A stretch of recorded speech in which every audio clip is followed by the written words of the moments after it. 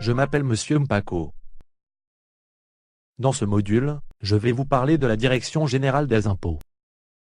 La Direction Générale des Impôts, DGI en sigle, est un service public déconcentré au sein du ministère des Finances, créé par décret numéro 17/2003 du 2 mars 2003 tel que modifié et complété par le décret numéro 11/43 du 22 novembre 2011. Elle est dotée d'une autonomie administrative et financière. Elle est placée sous l'autorité directe du ministre ayant les finances dans ses attributions. La DGI exerce, dans le cadre des lois et règlements en vigueur, toutes les missions et prérogatives en matière fiscale relevant du pouvoir central. En l'occurrence celles relatives à l'assiette, au contrôle, au recouvrement et au contentieux des impôts, taxes, redevances et prélèvements à caractère fiscal. À cet effet, la DGI est chargée d'étudier et de soumettre à l'autorité compétente les projets de loi, de décrets et d'arrêtés en la matière.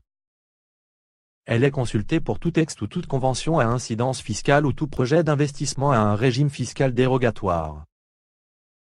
Elle exerce ses compétences sur toute l'étendue du territoire national. La DGI est dirigée par un directeur général, assisté par 2 directeurs généraux adjoints.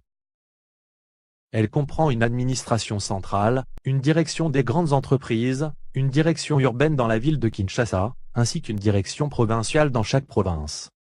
L'administration centrale est composée de la direction générale et des directions centrales. Les directions centrales sont les suivantes: direction des ressources humaines, direction de la gestion budgétaire et des services généraux, direction de l'informatique, direction des études, statistiques et communications. Direction de la législation, direction de l'assiette fiscale, direction de la recherche et des recoupements, direction du recouvrement.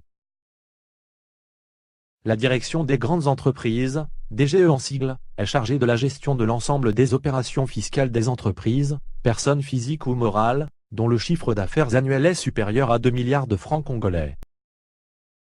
La direction urbaine et les directions provinciales sont chargées, dans leur ressort, des tâches non dévolues à l'administration centrale et à la DGE.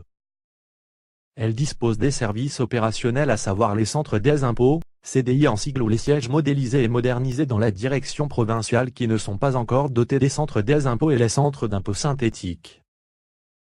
Les CDI ou SMM sont chargés de gérer les moyennes entreprises, celles dont le chiffre d'affaires annuel est situé entre 80 millions de francs congolais et 2 milliards de francs congolais.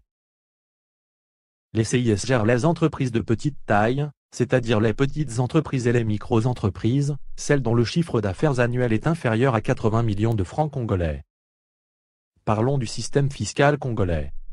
Le système fiscal congolais est déclaratif et auto-liquidatif. Cela veut dire que l'impôt est déclaré à la DGI après paiement auprès des banques commerciales ou institutions financières agréées.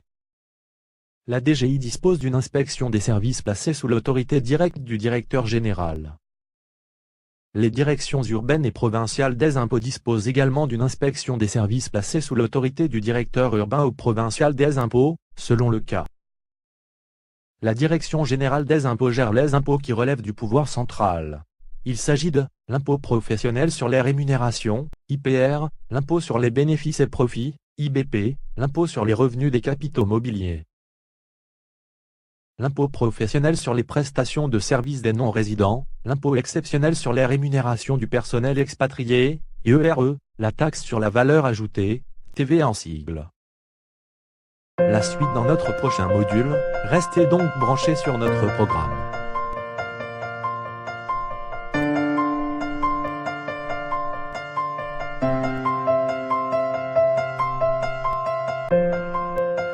Payer l'impôt est un devoir civique.